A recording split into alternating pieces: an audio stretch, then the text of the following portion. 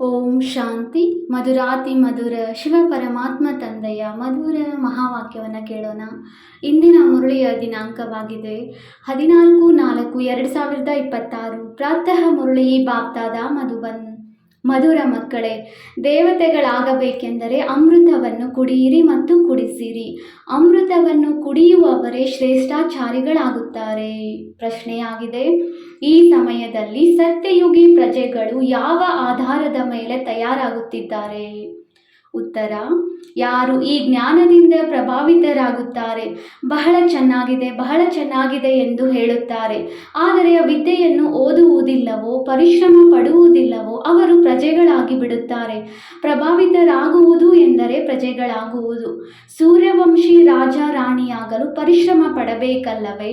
ವಿದ್ಯೆಯ ಮೇಲೆ ಪೂರ್ಣ ಗಮನವಿರಬೇಕು. ನೆನಪು ಮಾಡುತ್ತಾ ಮತ್ತು ಮಾಡಿಸುತ್ತಾ ಇದ್ದಾಗ ಶ್ರೇಷ್ಠ ಪದವಿಯೂ ಸಿಗುವುದು.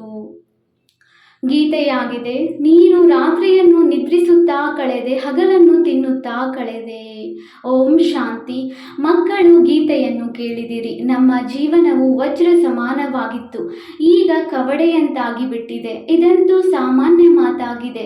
ಚಿಕ್ಕ ಮಕ್ಕಳು ಸಹ ತಿಳಿದುಕೊಳ್ಳುತ್ತಾರೆ. ತಂದೆಯು ಚಿಕ್ಕ ಮಕ್ಕಳು ಸಹ ತಿಳಿದುಕೊಳ್ಳುವಷ್ಟು ಸಹಜ ರೀತಿಯಿಂದ ತಿಳಿಸುತ್ತಾರೆ.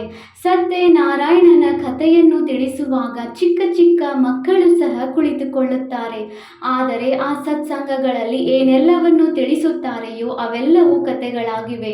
ಕಥೆಯು ಜ್ಞಾನವಲ್ಲ, ಇವು ಮಾಡಲ್ಪಟ್ಟ ಕಥೆಗಳಾಗಿವೆ. ಗೀತೆಯ ಕಥೆ, ರಾಮಾಯಣದ ಕಥೆ, ಭಿನ್ನ ಭಿನ್ನ ಶಾಸ್ತ್ರಗಳಿವೆ. ಅದರ ಕಥೆಗಳನ್ನು ಕುಳಿತು ತಿಳಿಸುತ್ತಾರೆ. ಅವೆಲ್ಲವೂ ಕಥೆಗಳಾಗಿವೆ. ಕಥೆಗಳಿಂದ ಏನಾದರೂ ಲಾಭವಾಗುತ್ತದೆಯೇ? ಇದು ಸತ್ಯನಾರಾಯಣನ ಅರ್ಥಾತ್ ನರನಿಂದ ನಾರಾಯಣನಾಗುವ ಸತ್ಯ ಕಥೆಯಾಗಿದೆ. ಇದನ್ನು ಕೇಳುವುದರಿಂದ ನೀವು ನರನಿಂದ ನಾರಾಯಣರಾಗಿ ಬಿಡುತ್ತೀರಿ. ಇದು ಅಮರ ಕಥೆಯೂ ಆಗಿದೆ. ನೀವು ನಿಮಂತ್ರಣ ನೀಡುತ್ತೀರಿ, ಬನ್ನಿರಿ, ನಿಮಗೆ ಅಮರ ಕಥೆಯನ್ನು ತಿಳಿಸುತ್ತೇವೆ. ಇದರಿಂದ ನೀವು ಅಮರ ಲೋಕದಲ್ಲಿ ಹೋಗುತ್ತೀರಿ. ಆದರೆ ಯಾರೂ ತಿಳಿದುಕೊಳ್ಳುವುದಿಲ್ಲ. ಶಾಸ್ತ್ರಗಳ ಕಥೆಯನ್ನೇ ಕೇಳುತ್ತಾ ಬರುತ್ತಾರೆ. ಸಿಗುವುದೇನೂ ಇಲ್ಲ. ಲಕ್ಷ್ಮೀನಾರಾಯಣರ ಮಂದಿರಕ್ಕೆ ದರ್ಶನ ಮಾಡಿಕೊಂಡು ಬರೋಣವೆಂದು ಹೋಗುತ್ತಾರೆ. ಮಹಾತ್ಮರ ದರ್ಶನ ಮಾಡಿಕೊಂಡು ಬಂದೆವೆಂದು ಹೇಳುತ್ತಾರೆ. ಇದೊಂದು ಪದ್ಧತಿಯು ನಡೆಯುತ್ತಾ ಬಂದಿದೆ. ಋಷಿಮುನಿ ಮೊದಲಾದವರು ಯಾರೆಲ್ಲರೂ ಇದ್ದು ಹೋಗಿದ್ದಾರೆಯೋ ಅವರಿಗೆ ತಲೆಬಾಗುತ್ತಾ ಬಂದಿದ್ದಾರೆ. ರಚಯಿತ ಮತ್ತು ರಚನೆಯ ಕಥೆಯು ತಿಳಿದಿದೆಯೋ ಎಂದು ಕೇಳಿದರೆ ಇಲ್ಲವೆಂದು ಹೇಳುತ್ತಾರೆ. ಈಗ ನೀವು ಮಕ್ಕಳು ತಿಳಿದುಕೊಂಡಿದ್ದೀರಿ. ಈ ರಚಯಿತ ಮತ್ತು ರಚನೆಯ ಕಥೆಯು ಬಹಳ ಸಹಜವಾಗಿದೆ. ತಂದೆ ಮತ್ತು ಆಸ್ತಿಯ ಕಥೆಯಾಗಿದೆ. ಬಲೆ, ಯಾರು ಪ್ರದರ್ಶನಿಗೆ ಬರುವರೋ ಅವರು ಕಥೆಯನ್ನಂತೂ ಚೆನ್ನಾಗಿ ಕೇಳಿಸಿಕೊಳ್ಳುತ್ತಾರೆ. ಆದರೆ ಪವಿತ್ರರಾಗುವುದಿಲ್ಲ. ಈ ವಿಕಾರಗಳಲ್ಲಿ ಹೋಗುವ ಪದ್ಧತಿಯೂ ಸಹ ಅನಾದಿಯಾಗಿದೆ ಎಂದು ತಿಳಿದುಕೊಳ್ಳುತ್ತಾರೆ. ಮಂದಿರಗಳಲ್ಲಿ ದೇವತೆಗಳ ಮುಂದೆ ಹೋಗಿ ತಾವು ಸಂಪೂರ್ಣ ನಿರ್ವಿಕಾರಿಗಳಾಗಿದ್ದೀರಿ ಎಂದು ಹಾಡುತ್ತಾರೆ. ಮತ್ತೆ ಹೊರಗೆ ಬಂದು ವಿಕಾರದಲ್ಲಿ ಹೋಗುವರು. ಇದು ಅನಾದಿಯಾಗಿದೆ. ಇದು ಇಲ್ಲದೆ ಪ್ರಪಂಚವು ಹೇಗೆ ನಡೆಯುವುದು ಎಂದು ಕೇಳುತ್ತಾರೆ. ಲಕ್ಷ್ಮೀನಾರಾಯಣನ ಮೊದಲಾದವರಿಗೂ ಮಕ್ಕಳಿದ್ದರಲ್ಲವೇ ಎನ್ನುತ್ತಾರೆ. ಇಂಥವರಿಗೆ ಏನು ಹೇಳುವುದು? ಮನುಷ್ಯನ ಪದವಿಯಂತೂ ಕೊಡಲು ಸಾಧ್ಯವಿಲ್ಲ. ದೇವತೆಗಳೂ ಸಹ ಮನುಷ್ಯರಾಗಿದ್ದರು. ಲಕ್ಷ್ಮೀನಾರಾಯಣರ ರಾಜ್ಯದಲ್ಲಿ ಎಷ್ಟು ಸುಖಿಯಾಗಿದ್ದರು. ನೀವು ಮಕ್ಕಳಿಗೆ ತಂದೆಯು ಬಹಳ ಸಹಜವಾದ ಮಾತನ್ನು ತಿಳಿಸುತ್ತಾರೆ. ಅವಶ್ಯವಾಗಿ ಇದೇ ಭಾರತದಲ್ಲಿಯೇ ಸ್ವರ್ಗವಿತ್ತು, ಲಕ್ಷ್ಮೀನಾರಾಯಣರ ರಾಜ್ಯವಿತ್ತು. ಇದನ್ನಂತೂ ಎಲ್ಲರೂ ಒಪ್ಪುತ್ತಾರೆ. ಸತ್ಯಯುಗದಲ್ಲಿ ಇವರ ರಾಜ್ಯವಿತ್ತು. ಅಲ್ಲಿ ಯಾರೂ ದುಃಖಿಯಾಗಿರಲಿಲ್ಲ. ಸಂಪೂರ್ಣ ನಿರ್ವಿಕಾರಿಗಳಾಗಿದ್ದರು. ಅವರ ಮಂದಿರಗಳು ದೊಡ್ಡದಾಗಿ ಮಾಡಲ್ಪಟ್ಟಿವೆ. ಅವರಿಗೆ 5,000 ವರ್ಷಗಳಾಯಿತು. ಅವರು ಈಗ ಇಲ್ಲ. ಈಗಂತೂ ಕಲಿಯುಗದ ಅಂತ್ಯವಾಗಿದೆ. ಮನುಷ್ಯರು ಪರಸ್ಪರ ಹೊಡೆದಾಡುತ್ತಾ ಜಗಳವಾಡುತ್ತಾ ಇರುತ್ತಾರೆ. ಭಗವಂತನಂತೂ ಮೇಲೆ ನಿರ್ವಾಣಧಾಮದಲ್ಲಿಯೇ ಇರುತ್ತಾರೆ. ಮೂಲತಃ ನಾವಾತ್ಮರು ಅಲ್ಲಿಯೇ ಇರುತ್ತೇವೆ. ಪಾತ್ರವನ್ನು ಅಭಿನಯಿಸಲು ಇಲ್ಲಿಗೆ ಬರುತ್ತೇವೆ. ಮೊದಲು ನಾವು ಲಕ್ಷ್ಮೀನಾರಾಯಣರ ರಾಜ್ಯದಲ್ಲಿದ್ದೆವು. ಅಲ್ಲಿ ಬಹಳ ಸುಖ ಆನಂದವಿತ್ತು. ನಂತರ ನಾವು 84 ಜನ್ಮಗಳನ್ನು ತೆಗೆದುಕೊಳ್ಳಬೇಕಾಯಿತು.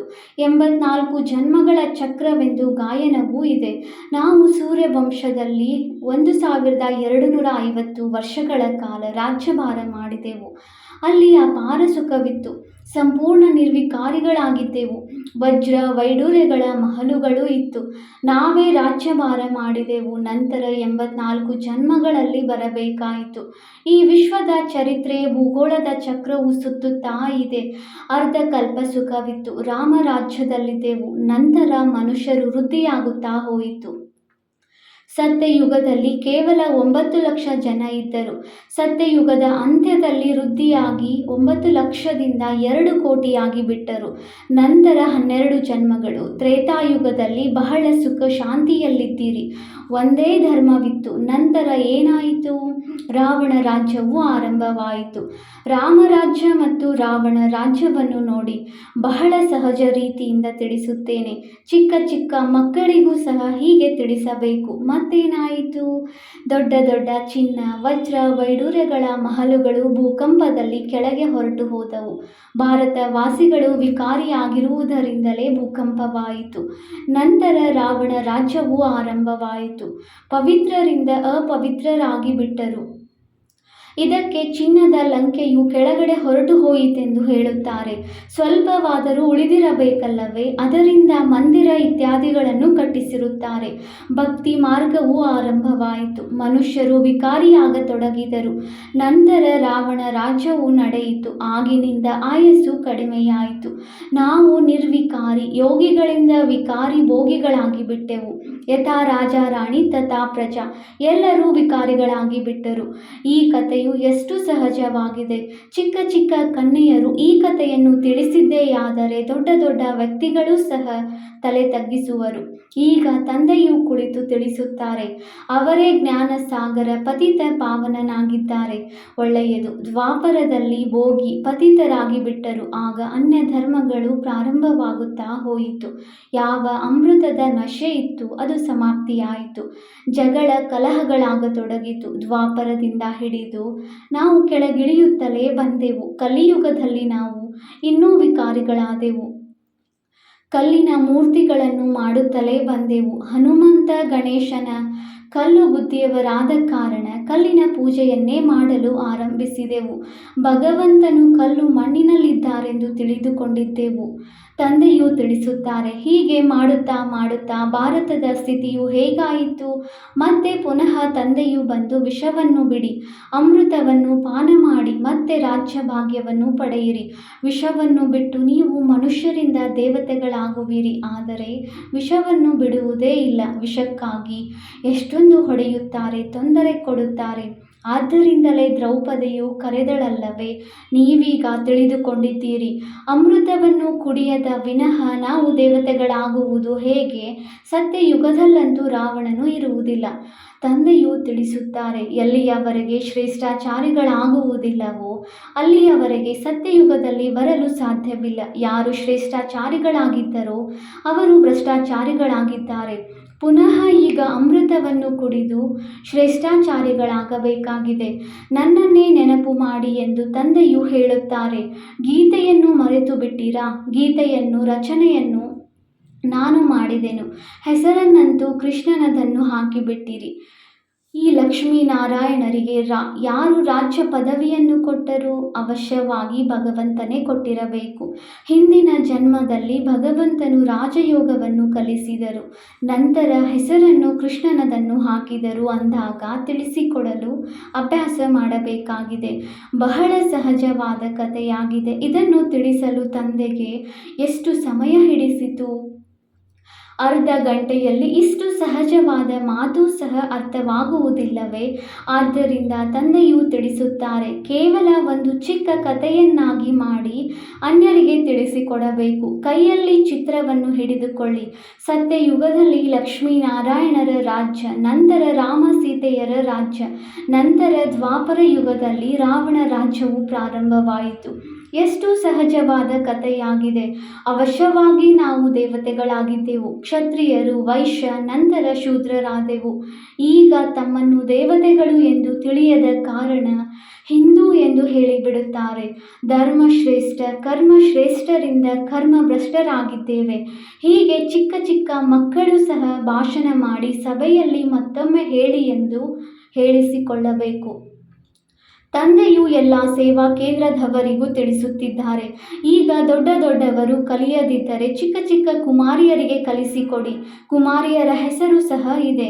ದೆಹಲಿ ಮತ್ತು ಬಾಂಬೆಯಲ್ಲಿ ಬಹಳ ಒಳ್ಳೊಳ್ಳೆಯ ಕುಮಾರಿಯರಿದ್ದಾರೆ, ವಿದ್ಯಾವಂತರೂ ಆಗಿದ್ದಾರೆ. ಅವರೀಗ ಎದ್ದು ನಿಲ್ಲಬೇಕಾಗಿದೆ.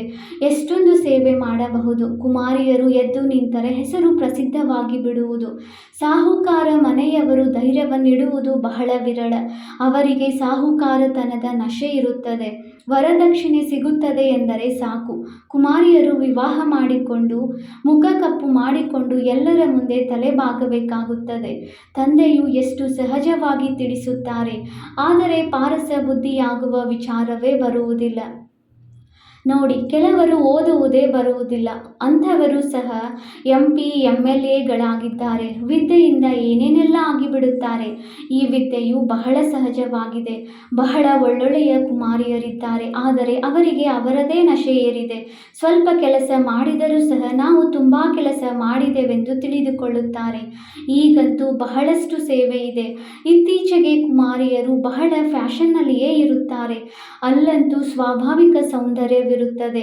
ಇಲ್ಲಿ ಎಷ್ಟೊಂದು ಕೃತಕವಾದ ಸೌಂದರ್ಯವನ್ನು ಮಾಡಿಕೊಳ್ಳುತ್ತಿರುತ್ತಾರೆ.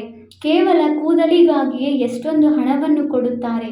ಇದು ಮಾಯೆಯ ಪಾಂಪ್ ಶೋ ಆಗಿದೆ. ಮಾಯಾ ರಾವಣ ರಾಜ್ಯದ ಪತನ ಮತ್ತೆ ರಾಮರಾಜ್ಯದ ಉತ್ಥಾನ. ಈಗ ರಾಮರಾಜ್ಯವು ಸ್ಥಾಪನೆಯಾಗುತ್ತಿದೆ, ಆದರೆ ಸ್ವಲ್ಪ ಪರಿಶ್ರಮ ಪಡಬೇಕಾಗಿದೆ. ನೀವು ಏನಾಗುತ್ತೀರಿ? ವಿದ್ಯೆಯನ್ನು ಓದದೇ ಇದ್ದರೆ ಅಲ್ಲಿ ಹೋಗಿ ಚಿಕ್ಕ ಪದವಿಯ ಪ್ರಜೆಗಳಾಗಿ ಬಿಡುತ್ತೀರಿ. ಇತ್ತೀಚಿನ ದೊಡ್ಡ ದೊಡ್ಡ ಮನುಷ್ಯರು ಅಲ್ಲಿಗೆ ಹೋಗಿ ಪ್ರಜೆಗಳಾಗಿ ಬರುತ್ತಾರೆ. ಸಾಹುಕಾರರು ಕೇವಲ ಚೆನ್ನಾಗಿದೆ ಎಂದು ತಮ್ಮ ವ್ಯಾಪಾರದಲ್ಲಿಯೇ ಇರುತ್ತಾರೆ. ಬಹಳ ಒಳ್ಳೆಯ ಪ್ರಭಾವ ಬೀರುತ್ತದೆ, ಆದರೆ ಮತ್ತೇನು? ಕೊನೆಯಲ್ಲಿ ಏನಾಗುವುದು?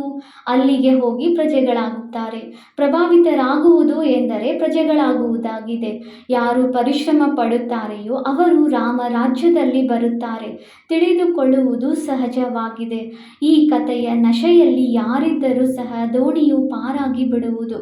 ನಾವು ಶಾಂತಿಧಾಮಕ್ಕೆ ಹೋಗುತ್ತೇವೆ, ನಂತರ ಸುಖಧಾಮಕ್ಕೆ ಬರುತ್ತೇವೆ ಎಂದು ನೆನಪು ಮಾಡಿಸುತ್ತಾ ಇದ್ದರೆ ಸಾಕು. ಶ್ರೇಷ್ಠ ಪದವಿಯನ್ನು ಪಡೆಯಬಹುದು. ವಿದ್ಯೆಯ ಮೇಲೆ ಗಮನ ಕೊಡಬೇಕಾಗಿದೆ. ಚಿತ್ರವು ಕೈಯಲ್ಲಿರಬೇಕಾಗಿದೆ. ಹೇಗೆ ಬಾಬಾರವರು ಲಕ್ಷ್ಮೀನಾರಾಯಣನ ಪೂಜೆ ಮಾಡುತ್ತಿದ್ದಾಗ ಅವರ ಜೇಬಿನಲ್ಲಿ ಚಿತ್ರವಿರುತ್ತಿತ್ತು, ಹಾಗೆಯೇ ಚಿತ್ರ ಚಿಕ್ಕದಾಗಿಯೂ ಇದೆ, ಹಾಗೂ ಲಾಕೆಟ್ನಲ್ಲಿಯೂ ಸಹ ಇದೆ. ಇದರ ಬಗ್ಗೆ ತಿಳಿಸಬೇಕಾಗಿದೆ. ಇವರು ತಂದೆಯಾಗಿದ್ದಾರೆ. ಇವರ ಮೂಲಕ ಆಸ್ತಿಯೂ ಸಿಗುತ್ತಿದೆ. ಈಗ ಪವಿತ್ರರಾಗಿ ತಂದೆಯನ್ನು ನೆನಪು ಮಾಡಬೇಕು. ಈ ಬ್ಯಾಡ್ಜ್ನಲ್ಲಿ ಎಷ್ಟೊಂದು ಜ್ಞಾನವಿದೆ.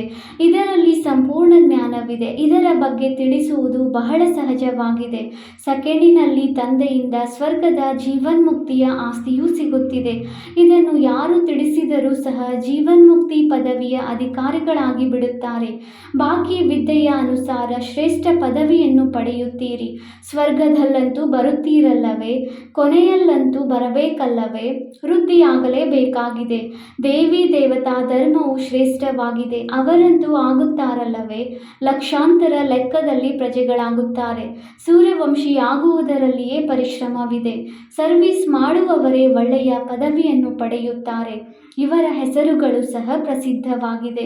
ಕುಮಾರಿಕಾ ದಾದೀಜಿ, ಜಾನಕಿ ದಾದೀಜಿ ಚೆನ್ನಾಗಿ ಸೇವಾ ಕೇಂದ್ರವನ್ನು ಸಂಭಾಲನೆ ಮಾಡುತ್ತಿದ್ದಾರೆ. ಯಾವುದೇ ತರಹದ ತೊಂದರೆ ಇಲ್ಲ. ತಂದೆಯು ತಿಳಿಸುತ್ತಾರೆ, ಕೆಟ್ಟದ್ದನ್ನು ನೋಡಬೇಡಿ, ಕೆಟ್ಟದ್ದನ್ನು ಮಾತನಾಡಬೇಡಿ ಎಂದು ಹೇಳುತ್ತಾರೆ. ಆದರೂ ಸಹ ಏನೇನೋ ಮಾತನಾಡುತ್ತಾರೆ. ಅಂತಹವರು ಅಲ್ಲಿ ಹೋಗಿ ಏನಾಗುತ್ತಾರೆ? ಇಷ್ಟು ಸಹಜವಾದ ಸರ್ವೀಸನ್ನು ಸಹ ಮಾಡುವುದಿಲ್ಲ. ಚಿಕ್ಕ ಚಿಕ್ಕ ಮಕ್ಕಳು ಸಹ ಇದನ್ನು ಅರ್ಥ ಮಾಡಿಸಬಹುದು, ಅನ್ಯರಿಗೂ ತಿಳಿಸಲೂಬಹುದು. ಮಂಗಗಳ ಸೈನ್ಯವು ಪ್ರಸಿದ್ಧವಾಗಿದೆಯಲ್ಲವೇ? ರಾವಣನ ಜೈಲಿನಲ್ಲಿ ಸಿಕ್ಕಿ ಹಾಕಿಕೊಂಡಿರುವ ಸೀತೆಯರನ್ನು ಬಿಡಿಸಬೇಕಾಗಿದೆ. ಏನೇನೆಲ್ಲ ಕಥೆಗಳನ್ನು ಮಾಡಿಬಿಟ್ಟಿದ್ದಾರೆ. ಈ ರೀತಿ ಯಾರಾದರೂ ಭಾಷಣ ಮಾಡಬೇಕಾಗಿದೆ. ಉಳಿದಂತೆ ಇಂಥವರು ಬಹಳ ಪ್ರಭಾವಿತರಾದರು ಎಂದು ಹೇಳುತ್ತಾರಷ್ಟೆ. ನೀವು ಏನಾಗಲು ಬಯಸುತ್ತೀರೆಂದು ಕೇಳಿರಿ. ಕೇವಲ ಜ್ಞಾನವು ಚೆನ್ನಾಗಿದೆ ಎಂದು ಹೇಳುತ್ತಾರೆ. ತಾವು ಏನನ್ನೂ ತಿಳಿದುಕೊಳ್ಳುವುದಿಲ್ಲವೆಂದರೆ ಇದರಿಂದ ಲಾಭವೇನು? ಒಳ್ಳೆಯದು.